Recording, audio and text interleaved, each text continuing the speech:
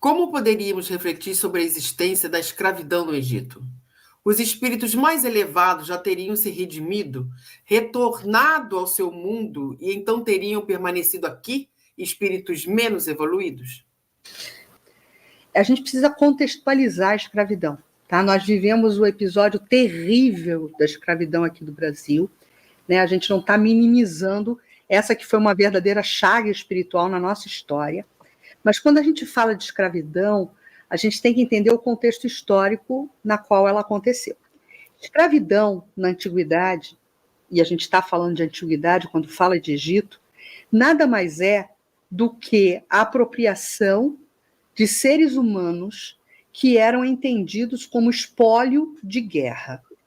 Então, não havia ali, nessa relação entre quem escravizava e quem era escravizado, um sentimento de raça superior. Não é isso.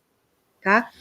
A relação é porque existiam batalhas, existiam guerras, e esses escravizados, muitos eram espólio de guerra.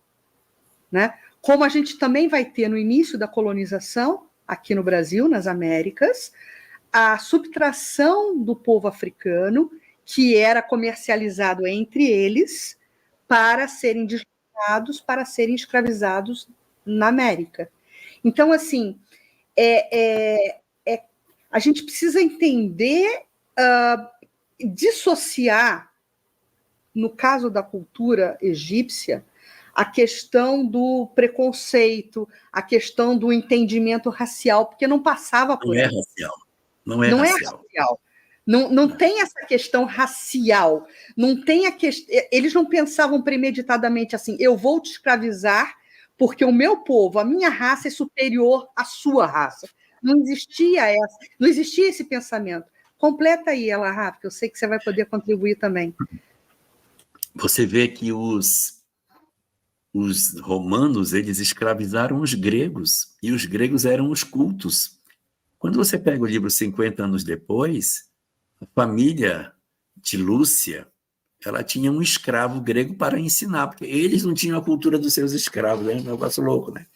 Então, Euvídio Lúcio compra Nestório para ser o preceptor das filhas, porque ele tinha cultura, mas era escravo. Não interessa, se eu venci uma guerra, você é meu escravo, ponto, acabou. Se amanhã houver uma guerra e você vencer, eu serei seu escravo.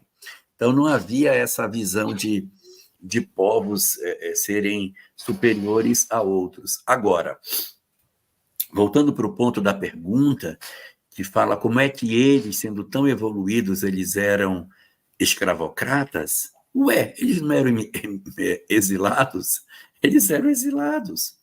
Quando a gente fala desse conhecimento incrível, quem tinha esse conhecimento eram os iniciados. Não era o povo todo, porque se o povo todo tivesse esse conhecimento, a doutrina não era secreta. Se a doutrina era secreta, porque era só uma galera que tinha esse conhecimento.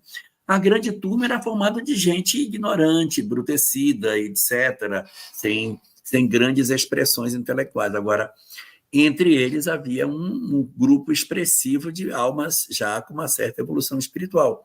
Mas o fato de terem evolução espiritual não dava a eles a condição de serem moralmente evoluídos. Eles podiam ter grandes conhecimentos intelectuais, místicos, sem serem necessariamente bons. Assim como a gente encontra hoje pessoas que têm um conhecimento espiritual incrível, mas são vaidosos, são prepotentes, se acham melhores do que os outros, não se misturam, porque entendem que eles são formados de uma estirpe diferente dos outros. Então, eles escravizavam porque isso era muito comum naquela época.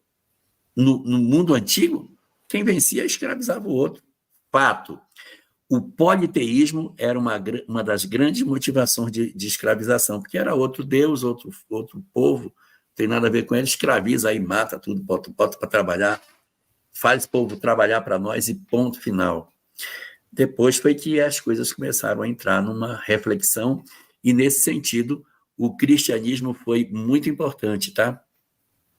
Pegar a mensagem número 180 do livro Fonte Viva, onde Emmanuel fundamenta a importância do cristianismo para a erradicação da escravidão. Foi o cristianismo que erradicou a escravidão de dentro do Império Romano. Tá para vocês?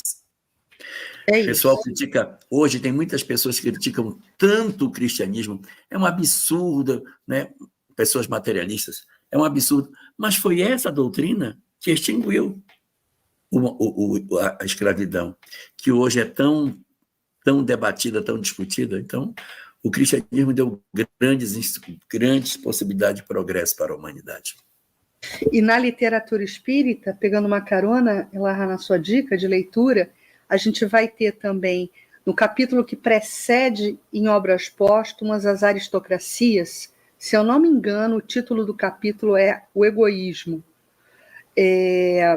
Kardec vai fazer um paralelo entre a realidade escravocrata e o orgulho e a vaidade.